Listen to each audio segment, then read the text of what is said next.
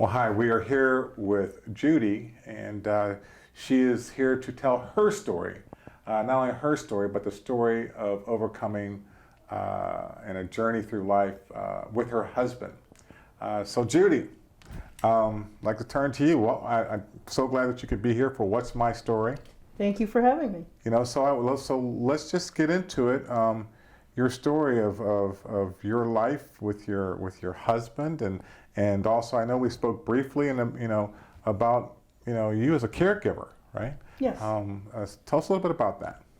Well, I was helped my mom take care of my dad when he died of throat cancer in 1984. And then my mom was a 3-time breast cancer survivor. Wow. And she passed away in August of 2010. Oh, I'm sorry. And then in December of 2016 is when my caregiving began. I mean, taking care of my husband as being sick. Wow. Okay. So you just have it in you as a caregiver. Yes. And that is no easy job to take on. No.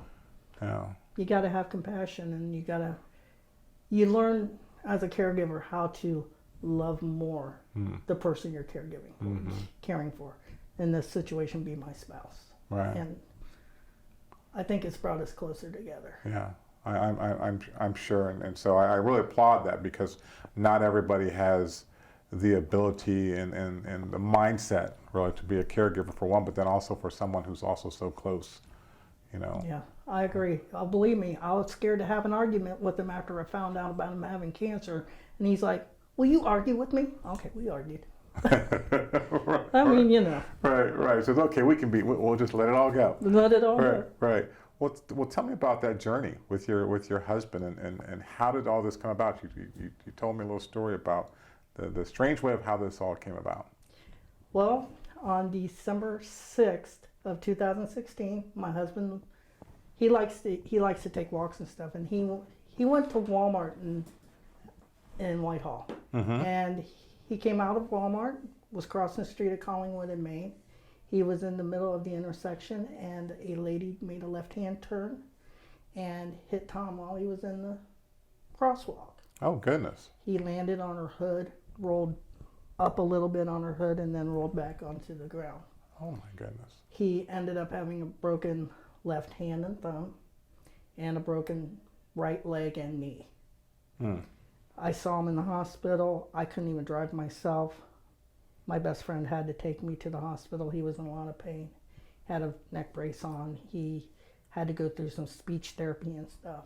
Wow. And he ended up having surgery on both his hand and his thumb and his leg.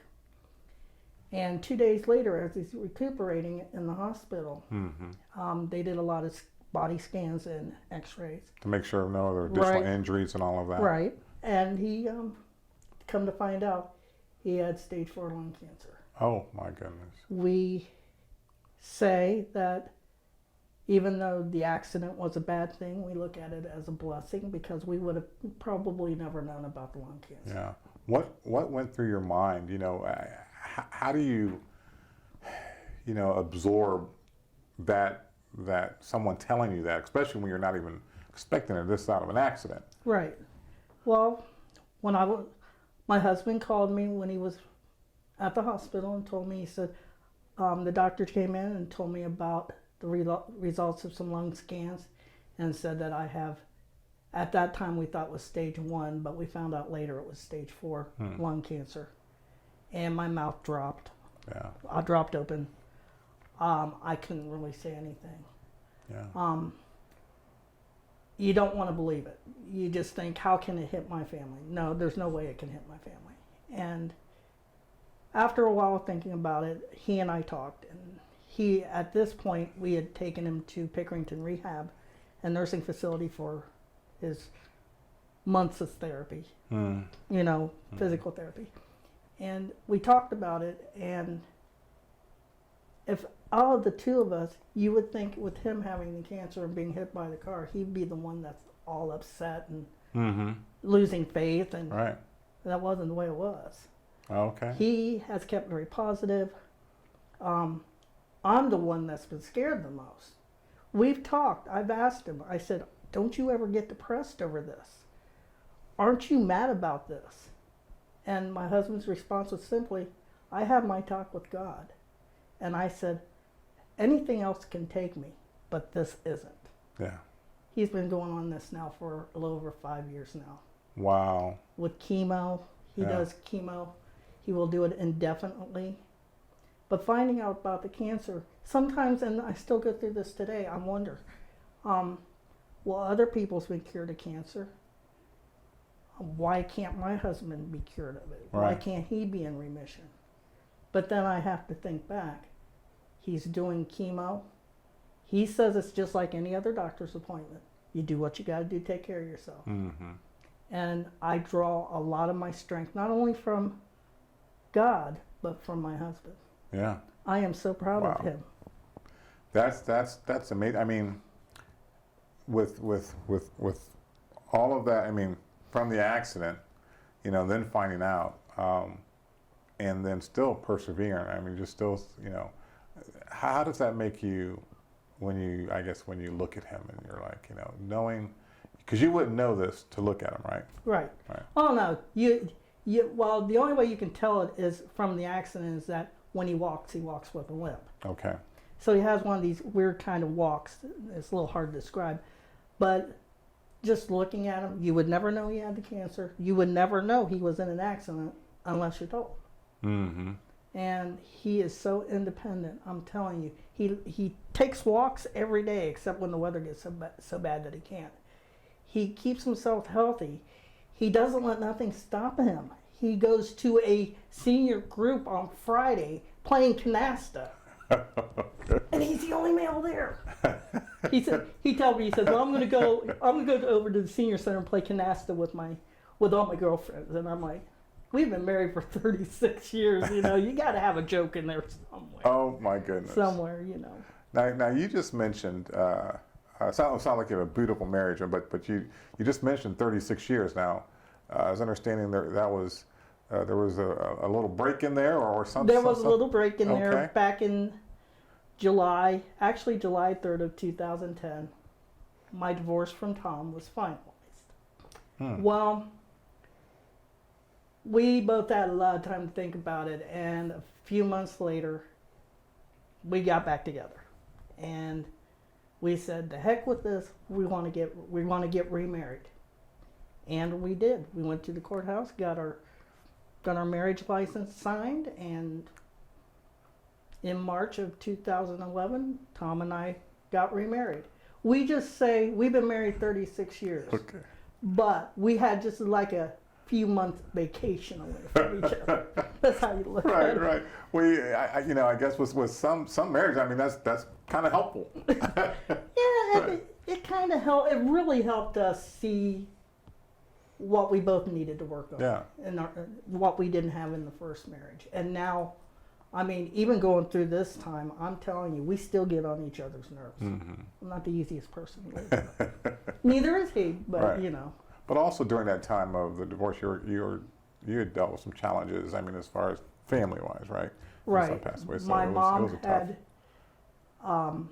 my mom passed away a little bit more than a month ago after that. Yeah. So I was dealing It with was. that. Yeah. Dealing with seeing her 4 or 5 times a day, every day at the nursing home that she was at.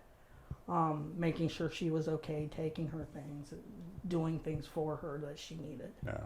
And on top of that, trying to work a normal job. Right. And eventually I had to stop because my mom got so bad that I had to stop working, and I took her under my wing and I said, I'm taking care of you till the day you die. Yeah. Yeah. And it wasn't easy, but I had a lot of things I had to forgive my mom for Okay. in order to take care of her. But she's my mother. I try to go by what God says. Honor your father and your mother. Well, my mom needed someone to take care of her, Right. and I stepped up. There you go. And if she was still alive today, I'd still be doing the same thing today that I Wow. did years ago. Right. I'll be taking care of her and Tom. Well, you know, and you are a good, a good daughter, good wife, for doing these things, and you know, I think a model to so many people that think that, it's just, everything is too much or this, that, and the other. But, when you dig down deep and he says, Yeah. you have to do this. Yeah. See, Tom and I believe in something that we very deeply believe in, and they say God will give you no more than you can handle. Mm-hmm. Now I know the look in your eyes was very surprising when we had talked earlier, and saying, "Man, hit by a car and then by cancer, isn't that more than enough?" God never gives you more than you can handle, Right. and by His grace and by His strength that we draw upon, and with Tom's positivity, we encourage one another, Mm-hmm. and we go day by day, just doing our thing, Yeah. and we let God handle it. Yeah. I don't know why Tom got the cancer. I don't know why any of this happened, and maybe it's not meant for us to know. Right. All I know is we pull our strength from God, and we live our life to the fullest every day. Right. And maybe when you think about, why, but it's to live your life to the fullest Yes. every day. Yes. Because so often, so many of us don't do that. And when you learn of something like this, a lot of people, or most people, take life for granted. Yeah. After this, we've learned how to cherish every moment, There you go. every day. There you Every go. kiss means something. Every hug means more. Yeah. And the support and love from our friends and family. We have so much of that, and we look at it this way: how can we give up now? We can't. We got too much backing us. Mm-hmm. Too much positivity and support backing us. So Yeah. we will never give up on this. Very good. And you Now, should. even when he dies, I won't give up on it. Right. Right. Keeping it positive. Keeping it positive. All right. Well, Judy, I really appreciate your story, and I hope that so many others.